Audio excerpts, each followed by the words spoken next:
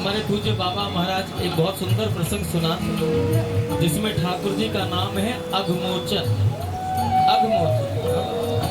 और भक्तमाल में भी वर्णित है, भक्तमाल प्रमाणित कर रही है, जय जय भक्तमाल हरि प्यारी, भक्तन की गाथा अघहारी। भक्तमाल के वर्णित एक एक भक्त का चरित्र प्रभु को अपने प्राणों से भी ज्यादा प्यारा है। और जो भक्तमाल के में वर्णित भक्तों की गाथा को श्रवण करे, जो हरि के प्यारे दुलारे भक्तों के चरित्र को श्रवण करे, उसके एक एक जीवन के, अगर जीवन में उत्पन्न होने वाले एक एक दुख का, संकट का हरण कर लेते। अघहारी अघहारी अघहारी, जय जय भक्तमाल हरि प्यारी, भक्तन की गाथा अघहारी। पूज्य बाबा महाराज बहुत सुंदर एक कथा सुनाते। एक कोई व्यक्ति था, अनपढ़, गांव का रहने वाला देहाती, और किसी संत के पास पहुंचा। मन में यह भाव बस सुन लिया कि भगवान की प्राप्ति करने के लिए, भगवान को प्राप्त करने के लिए गुरु मंत्र की आवश्यकता होती है। ऐसा गांव का रहने वाला सीधा साधा व्यक्ति,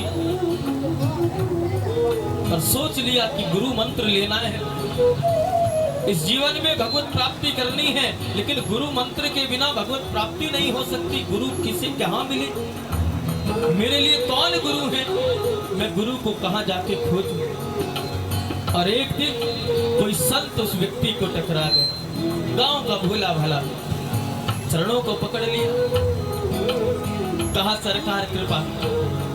पूरा जीवन निकल गया, भगवान का नाम नहीं लिया, भजन नहीं किया, सत्संग नहीं किया, कभी तीर्थाटन, कभी तीर्थों में नहीं किया, मेरा उद्धार कैसे होगा। मैंने सुना है बिना गुरु मंत्र के भगवान की प्राप्ति नहीं होती, पर मैंने अब तक के जीवन में कोई गुरु नहीं बनाया, सरकार कोई गुरु नहीं बनाया। आप मुझ पर कृपा करो, आप मुझ पर अनुग्रह करो, आप मेरे सदगुरुदेव बन जाओ। बस मैं आपको गुरुदेव के रूप में प्राप्त करना चाहता हूँ, आप मेरी प्रार्थना स्वीकार करो। संत भगवान, संत हृदय नवनीत समाना, समझ तो रहे थे गांव का भोला भाला व्यक्ति है, इसे क्या मार्ग बताऊं। संत भगवान ने श्लोक बताए, मंत्र बताए, इस मंत्र का जाप किया कर, इस श्लोक का जाप किया कर। अब गांव का सीधा साधा व्यक्ति कहां उसको संस्कृत का ज्ञान, कहां श्लोकों का ज्ञान। तो महाराज मुझको ये मंत्र मंत्र बोलना नहीं आता, मैं पढ़ा लिखा नहीं हूं, मेरे लिए तो कोई और सरल उपाय बताओ, कोई और छोटा सा कुछ रास्ता हो। उन्होंने कहा भगवान का नाम ही उद्धार करता है, भगवान का नाम ही उद्धार करता है। तुझे ज्यादा कुछ नहीं करनी, लंबी चौड़ी स्तुतियां नहीं पढ़नी है, किसी मंत्र का जाप नहीं करना है, बस आज से तू अघमोचन नाम का जाप करना शुरू कर दे। अघमोचन, क्या नाम दिया? अघमोचन, अघमोचन नाम। अब मंत्र तो सुन लिया, कुछ देर तक तो याद रहा उस व्यक्ति को, और फिर वो भूल गया। अघमोचन करते करते खमोचन खमोचन करने लगा। खमोचन खमोचन खमोचन, पूरी 108 की माला दिन भर में जाने कितने कर दे खमोचन नाम की। खमोचन खमोचन। उधर बैकुंठ में शेष सैया पर नारायण विराजमान है, लक्ष्मी जी चरण चापन कर रही हैं, और नारायण मंद मंद मुस्कुरा रहे, मधुर मधुर मुस्कुरा रहे हैं। लक्ष्मी जी ने पूछा, नाथ आज आप इतना मधुर मुस्कुरा रहे हैं, कारण क्या है आपकी मधुर मुस्कुराहट का, क्या कारण है? सरकार मुस्कुराए जा रहे हैं। क्यों? आज एक अनोखा भक्त मिला जिसने आज सरकार का नामकरण कर दिया। अघमोचन तो समझ में आता है, ये खमोचन में कब से बन गया सरकार को भी पता नहीं चल पाया। वहाँ खमोचन खमोचन की माला जाप हो, और यहाँ सरकार मुस्कुराए, रीझ जाते हैं सरकार, भक्त के भोले भाव पर रीझ जाते हैं। लक्ष्मी जी ने पूछा, सरकार कारण क्या है मुस्कुराने का? तो आज धरती पर एक नया भक्त प्रकट हुआ है जिसने मुझे नया नाम दिया है। क्या नाम दिया है? लक्ष्मी जी, आज मेरे उस प्यारे से दुलारे से भक्त ने मुझको खमोचन नाम दिया है। लक्ष्मी जी ने कहा, ये भी कोई नाम होता है? खमोचन नाम, ये कोई नाम है? और आप मुस्कुरा रहे हो? अरे आपका नाम बिगाड़ दिया और आप मुस्कुरा रहे हो। खमोचन क्या नाम है? का कुछ भी हो, लेकिन मुझको आनंद आ रहा, मुझको आनंद आ रहा। जैसा उसे समझ में आया, उसने वैसा उतना ही मुझे समझ के मेरे जाप करना आरंभ कर दिया। नाम चाहे कुछ भी ले रहा हो, लेकिन मूल में तो मुझे प्राप्त करने की इच्छा है। लक्ष्मी जी ने कहा, अच्छा मैं परीक्षा करना चाहूंगा, तो क्या ये आप ही का नाम है? नारायण ने कहा, भक्तों की परीक्षा नहीं की जाती, भक्तों की परीक्षा लेनी भी नहीं चाहिए। भक्तों की लीला को तुम समझ नहीं पाओगी। लेकिन लक्ष्मी जी नहीं मानी। तो आप मेरे साथ चलो, मैं देखना चाहूंगी कैसा भक्त है।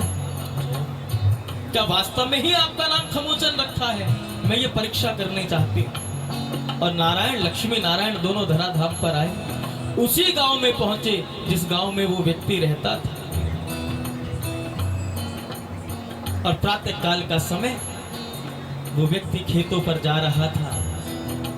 और नारायण ने कहा, देखो यहाँ तक तो हम तुम्हारे साथ आ गए, लेकिन आगे अब तुम्हें अकेले ही जाना पड़ेगा, मैं तुम्हारे साथ नहीं जाऊं। और बताते हैं कि खेतों के पास एक गड्ढा था, उस गड्ढे में नारायण छिप गए, बैठ गए। और लक्ष्मी जी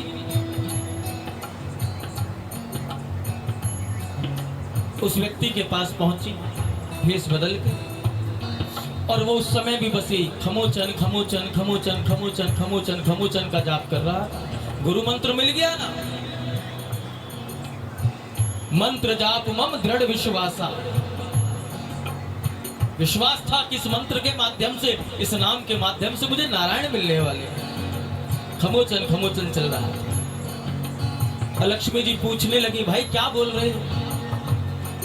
ये किसका नाम है?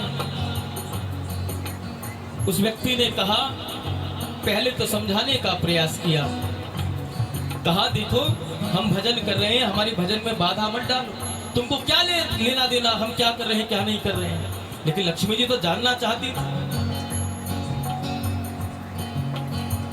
उस व्यक्ति ने लक्ष्मी जी से कहा, तुम्हारा क्या मतलब, हम क्या बोल रहे हैं? चलो हटो, भजन करने दो, काम करने दो। कुछ घड़ी लक्ष्मी जी शांत रही, फिर पूछा। 3-4 बार 5 बार पूछने पर उस व्यक्ति को क्रोध आ गया। और लक्ष्मी जी ने पूछा कि भाई ये खमोचन कौन है? तुम बताते क्यों नहीं खमोचन कौन है? उस व्यक्ति को इतना गुस्सा आया, इतना क्रोध आया, इतना क्रोध, गांव का देहाती आदमी। उसने कहा, कोई और नहीं, तेरा खसम ही है।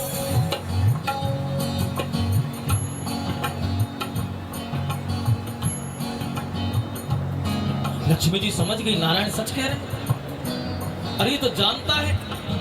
और यही बात नारायण ने कही थी कि मेरा ही नाम खमोचन रखा है। क्रोध में कह दिया, अरे क्यों भजन में बाधा डालती है, क्यों पीछे पड़ गई सुबह सुबह? खमोचन खमोचन खमोचन खमोचन सुनना ही चाहती है तो तेरा खसम ही खमोचन है। लक्ष्मी जी सावधान हो, कहते तो सत्य थे। लक्ष्मी जी कुछ देर तो शांत रही, फिर नजदीक आए। अच्छा ये तो बता दे, वो रहता कहाँ है? अब उसका जाप चल रहा है, खमोचन खमोचन खमोचन खमोचन।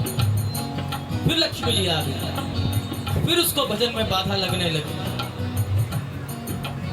उसने मन में सोचा, भाई ये पीछा नहीं छोड़ रही, ये सुबह सुबह जाने आज कौन सी बला मेरे पीछे पड़ गई जो भगवान के भजन में बाधा डाल रही है। लक्ष्मी जी ने फिर पूछा, भैया जब इतना बता दिया तो ये तो बता, ये रहते कहाँ हैं?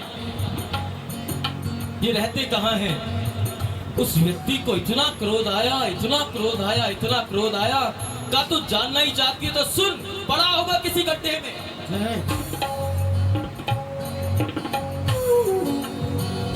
तो जानना ही चाहती है तो सुन, पड़ा होगा किसी गड्ढे में। और गड्ढे में ही नारायण छुपे बैठे। उसी समय लक्ष्मी नारायण प्रकट हो गए, भक्त के भोले भाव पर रीझ। उसी समय नारायण प्रकट हो गए और भक्त को हृदय से लगा लिया। भक्त और भगवान का मिलन हो गया साथ। कौन कहता है भगवान को प्राप्त करने के लिए बड़ी बड़ी स्तुतियों की आवश्यकता है। ज्ञान जगाता है, प्रेम जीव को निश्चिंत करता है।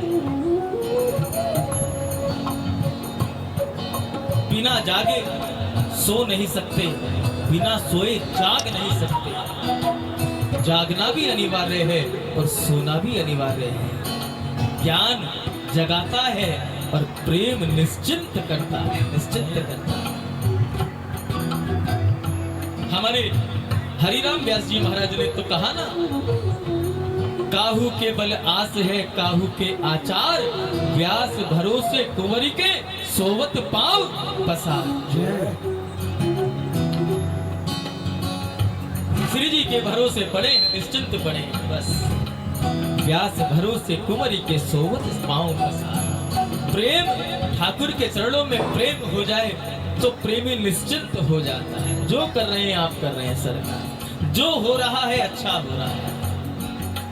भक्तमाल जी में 3 ग्रस्त संतों का वर्णन आता है। श्री नरसिंह जी महाराज